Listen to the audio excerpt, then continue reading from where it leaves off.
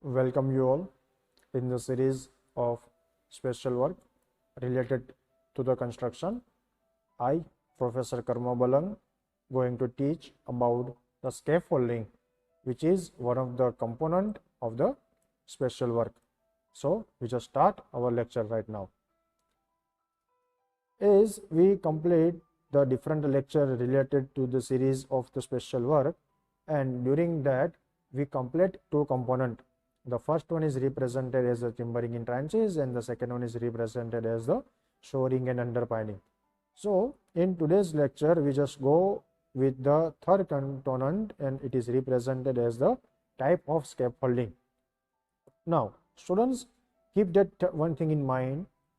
As I seen, so many students have the confusion regarding shoring, underpinning and the scaffolding, because that all three are represented as the temporary structure. Clear? So we also go at the end of this lecture that what is the major difference between shoring, underpinning and the scaffolding. Now we just first complete the definition. So in your civil engineering life, at any of the site, if you visit, at that time you saw some of this type of figure. Okay, and this type of figure is represented as the scaffolding.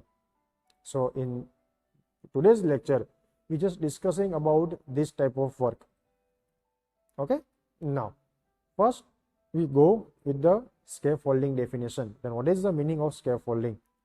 Then the scaffolding is also a one type of temporary frame, or also you can call as a temporary structure that can be used to support the people and material for the construction of repairing work of the building and or any large structure.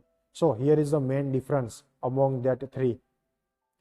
In the earlier stage, for the shoring, for the underpinning, in both conditions we also learned the definition like the temporary structure providing support to the temporary and for the temporary building or temporary infrastructure.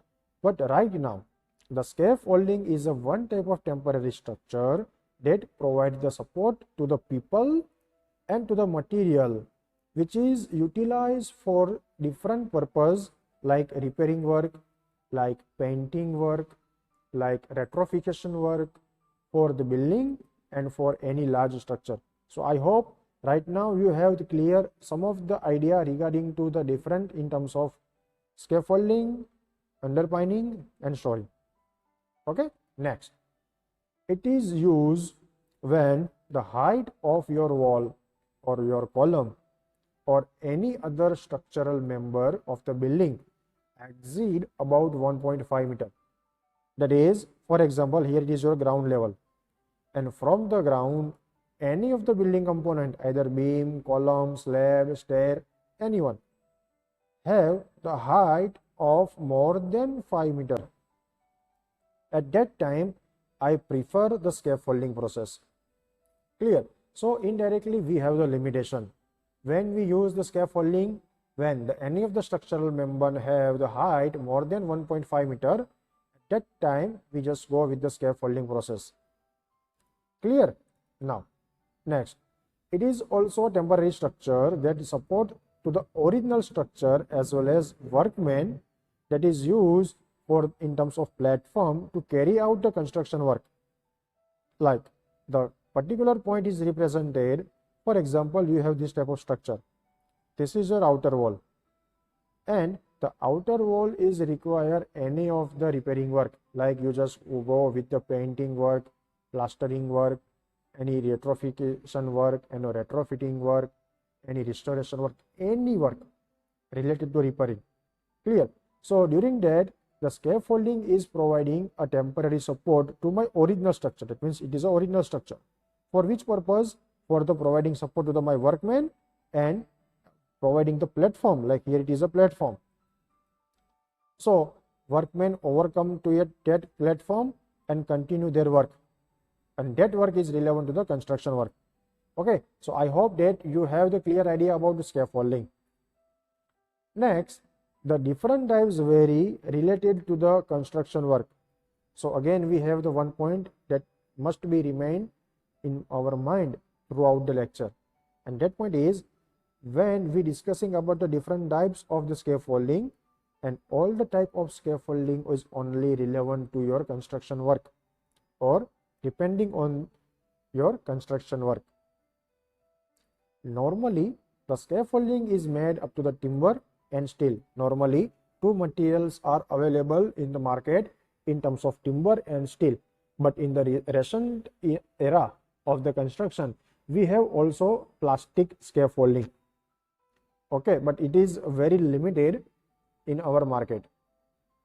The next one is the scaffolding is stable and strong enough to support the workmen and other construction material placed on it. It is very much kind. Like when we discussing the definition, the main purpose of scaffolding is to provide the support to the people and for that material which is used for the particular building. Clear? So because of that, whatever type of scaffolding you use, all the different types of scaffolding must be stable and strong enough that withstand with your worker and with your construction material. Clear? Now, so we just go with the different component, and it is one of the most important things when you appear in any interview or when you visit any construction site. Clear?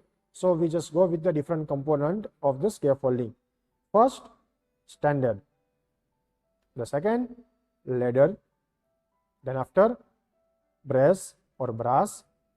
Then after, putlog.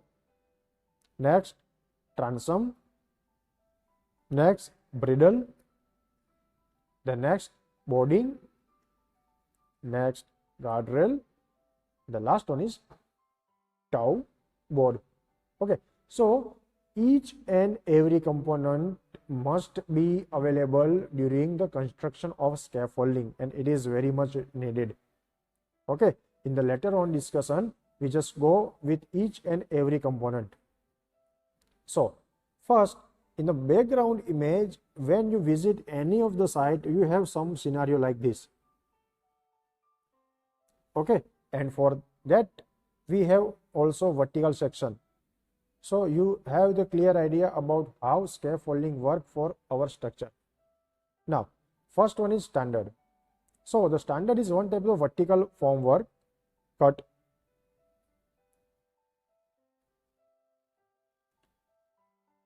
Okay, so the standard is a one type of the vertical member that support to the ground or embedded. That means sometimes we also install within 1 meter or within half meter into the ground for the better purpose of the stability. Clear? So in back side, the vertical post like this one, or like this one. Okay, that all the supported vertical member is represented as the standard. Clear? Now the next one, the horizontal member, that means this one, this one, this one. It is represented as a ladder or ledger. The cross sectional or diagonal is represented as a brass, and that brass is fixed with the standard. So you can see easily here. It is fixed with brass, again here, here. The next one is putlog. Okay, now first I just clear some of the things so you can see easily. Putlog. So here is the putlog. The putlog is used to providing the support, and that is inclined to my wall. Why inclined to my wall? Because it is used for providing particular platform. Okay, for the easy understand, we just go with the vertical section. So here you can see easily putlog. Okay, and sometime the putlog also install into my wall. Okay, I just want to add one thing. When you visit any ongoing site, then sometime you also find then in the different wall there is a small size of hole. Okay, and that hole is made because of installation process carry for the padlock. Clear? So throughout your scaffolding you can see the small hole is providing for the installation of the padlock, and that padlock is fixed with the ledger. Okay, so again I just clear these things. So the round one, it is represented as the horizontal component. So the padlock is with stand on the ledger and with the wall for providing the better strengthening. Clear? Now then next, guardrail. The guardrail is used to providing the support or providing the rail for the platform to my workmen. Like for example, consider this is a platform. The people are which stand on it, the material also lying on it, and for the better management of that worker, I provide the guardrail like something like this. Okay, so it is represented as the guardrail. So when you visit any site relevant to the construction, the standard components are available in the same way. You can see easily that how we can utilize the padlock. Then now plank, it is also known as the platform, and the guardrail. The post, it is also represented as a standard. Diagonal, it is represented as a brass, and the runner is represented as the ladder or ledger. Clear?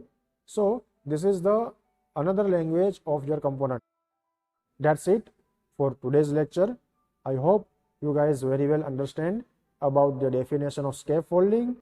In the next lecture, we just continue with the different types of scaffolding.